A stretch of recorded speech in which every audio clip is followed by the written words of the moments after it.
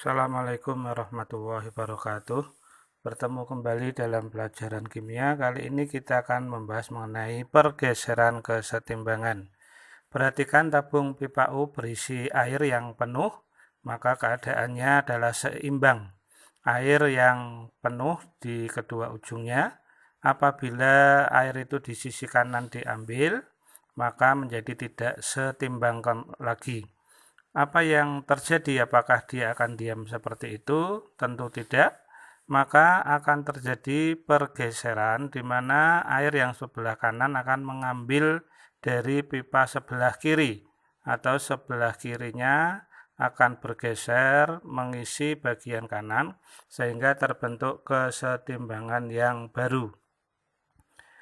Peristiwa ini diteliti oleh ahli kimia dari Prancis sehingga muncullah asas Le Chatelier, yaitu jika keadaan setimbang diganggu diberikan aksi, maka sistem akan melakukan reaksi untuk menghilangkan aksi atau gangguan tersebut.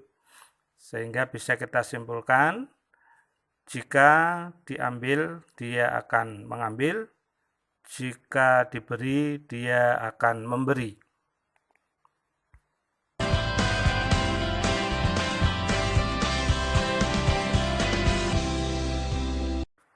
Lalu faktor-faktor apa saja yang mempengaruhi kesetimbangan?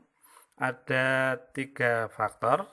Yang pertama adalah karena perubahan konsentrasi, yang kedua karena perubahan suhu, yang ketiga perubahan tekanan ataupun volume. Nanti kita bahas juga bagaimana peranan katalis atau katalisator. Yang pertama kita bahas dulu pengaruh konsentrasi. Misalnya pada reaksi A tambah B, reaksi bolak-balik menjadi C. Bila ditambah, A-nya ditambah, konsentrasi diperbesar, maka terjadi pergeseran ke arah kanan. Karena kiri ditambah, dia akan memberikan ke kanan. Jadi asas jika diberi, dia akan memberi. Perhatikan tanda panahnya, kalau kiri ditambah akan bergeser ke kanan. Bila B diambil, dipisahkan, dikurangi, atau memperkecil konsentrasi B, maka karena B-nya diambil, dia akan mengambil dari kanan, sehingga reaksi akan bergeser ke kiri atau C-nya berkurang. Jadi selanjutnya bila C diambil, C-nya dikurangi, reaksinya bergeser kemana? Ya betul, reaksinya akan bergeser ke arah kanan karena C-nya diambil, jika diambil dia akan mengambil. Berikutnya adalah pengaruh suhu. Prinsipnya ingat, jika memberi sedekah, sedekah itu diberikan untuk yang membutuhkan. Jadi bila memberi diberikan kepada yang membutuhkan. Jadi jika suhu dinaikkan atau menambah atau memberikan kalor, maka kalor tersebut akan diberikan kepada yang membutuhkan. Reaksi yang membutuhkan adalah reaksi endoterm. Tanda delta H-nya adalah positif. Jika suhu diturunkan, kebalikannya, maka akan diberikan kepada reaksi eksoterm. Jadi nanti dilihat tanda delta H-nya positif dan negatifnya. Perhatikan contohnya, reaksi 2NH3, reaksi bolak-balik menjadi N2 plus 3H2, delta H-nya plus 92 kJ. Karena tanda positif, artinya reaksi yang ke kanan adalah reaksi endoterm, sebaliknya reaksi ke kiri adalah reaksi eksoterm.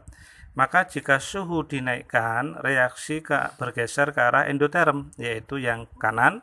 Sedangkan jika suhu diturunkan, maka reaksinya bergeser ke eksoterm, yaitu bergeser ke arah kiri. Jadi sekali lagi, perhatikan dulu tanda delta H-nya plus dan minusnya. Berikutnya nomor 3, pengaruh tekanan atau volume. Tekanan berbanding terbalik dengan volume. Jika tekanan diperbesar, maka volumenya menjadi kecil. Jika tekanannya kecil, maka volumenya besar. Hanya berpengaruh pada gas saja, sedangkan pada padat dan cair diabaikan.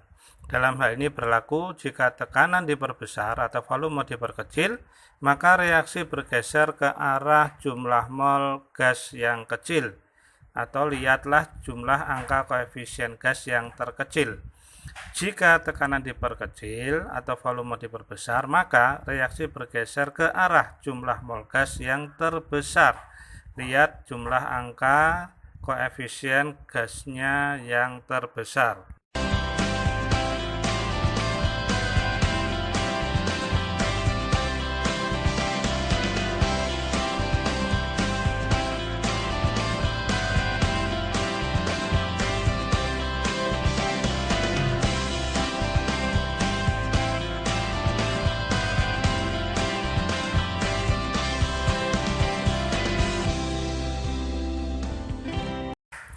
Contohnya, N2 tambah 3H2 reaksi bolak-balik menjadi 2NH3, semuanya gas. Jumlah mol kiri dilihat dari koefisiennya 1 tambah 3 sama dengan 4. Jumlah mol kanan lihat koefisiennya adalah 2. Bagaimana pengaruh tekanan atau volume? Jika tekanan diperbesar atau volume diperkecil, maka reaksinya bergeser ke arah jumlah mol gas atau koefisien yang kecil, yaitu ke arah kanan. Jika tekanan diperkecil atau volume diperbesar, maka reaksi bergeser ke arah jumlah mol gas atau koefisien yang terbesar, yaitu ke arah kiri. Betul. Berikutnya adalah peranan katalisator. Apa itu katalisator? Pada bab laju reaksi kita sudah mempelajari katalis atau katalisator adalah zat yang dapat mempercepat reaksi dan pada akhir reaksi akan terbentuk kembali secara kimiawi.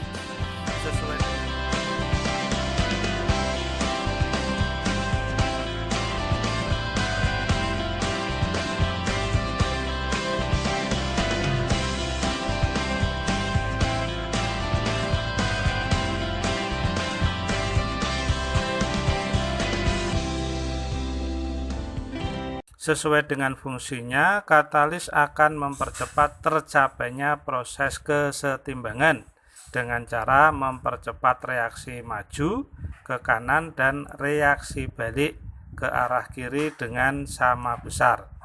Fungsi katalisator dengan demikian hanya pada awal reaksi saja, yaitu sebelum kesetimbangan itu tercapai. Jika kecepatan reaksi maju sudah sama dengan kecepatan reaksi balik, maka katalis atau katalisator itu tidak berfungsi lagi. Nah, untuk lebih jelasnya, kita kembali pada reaksi gas N2O4 menjadi 2NO2. Grafiknya kita lihat di awal N2O4 yang tidak berwarna semakin berkurang, NO2 yang berwarna coklat tua makin lama makin terbentuk. Pada suatu ketika laju reaksi ke arah kanan sama dengan laju reaksi ke arah kiri, sehingga pada waktu itu terbentuklah kesetimbangan. Nah, fungsi dari katalisator itu hanya di awal saja.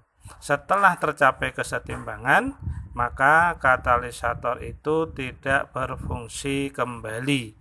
Nah, ini perlu kita pahami mengenai fungsi dari katalisator pada kesetimbangan. Berikutnya, untuk menguatkan pemahaman kita mengenai pergeseran kesetimbangan, ada dua latihan soal, perhatikan sebagai berikut. Nomor 1, suatu reaksi kesetimbangan 2CO gas tambah O2 gas reaksi bolak-balik 2CO2 deltanya min E kJ per mol. Reaksinya berarti eksetorem. Agar kesetimbangan bergeser ke kanan, hal-hal di bawah ini perlu dilakukan, kecuali A. Pada suhu tetap konsentrasi gas CO ditambah. B. Pada suhu tetap tekanan sistem diturunkan. C. Pada suhu tetap volume diturunkan. D. Pada suhu tetap konsentrasi gas oksigen ditambah. E. Suhu diturunkan. Kita bahas satu persatu pilihan jawabannya. Yang A, pada suhu tetap konsentrasi gas CO ditambah. Bila CO kiri ditambah, maka reaksi bergeser ke kanan. B, pada suhu tetap tekanan sistem diturunkan. Kita lihat molnya kiri 3, molnya kanan 2. Bila tekanan diturunkan, gesernya ke arah mol besar atau yang kiri. Yang C, volume diturunkan, maka gesernya ke arah mol kecil, yaitu yang kanan. D, suhu tetap konsentrasi oksigen ditambah. Kalau O2 ditambah, gesernya ke CO2 atau kanan. Yang E, suhu diturunkan, maka gesernya ke arah eksoterm. Eksotermnya berarti yang ke kanan. Dengan demikian kita bisa menuliskan jawabannya, kecuali adalah yang B, yaitu yang geser ke kiri. Soal nomor 2. Agar dapat diperoleh gas HBr, hidrogen bromida sebanyak-banyaknya sesuai reaksi H2 gas tambah Br2 gas menjadi 2HBr, delta hanya plus 25 kJ per mol. Tanda plus berarti reaksi ke kanan endoterm, reaksi ke kiri eksoterm. Agar HBr-nya banyak, yang dapat ditempuh: A, pada suhu tetap volume diperbesar, B, pada suhu tetap tekanan diperkecil, C, suhu diperbesar, D, suhu dikurangi, E, pada suhu tetap ditambahkan katalis. Kita bahas pertama, volume diperbesar. Kita lihat dulu molnya, sebelah kiri 1 tambah 1, 2, sebelah kanan 2. Karena molnya sama, maka volume dan tekanan itu tidak berpengaruh. Jadi yang jawaban A tidak bergeser, tidak menggeser kesetimbangan. Yang B tidak menggeser kesetimbangan. Yang C, suhu diperbesar. Suhu diperbesar gesernya ke endoterm. Endoterm berarti ke arah kanan karena delta hanya positif. Jadi banyak terbentuk HBr-nya. Yang D, suhu dikurangi. Suhu dikurangi berarti ke arah eksoterm. Eksoterm yang ke kiri, berarti HBr-nya sedikit terbentuk. Yang E, pada suhu tetap ditambah katalis. Katalis fungsinya tidak menggeser tetapi mempercepat terjadinya kesetimbangan. Jadi jawabannya yang C. Betul.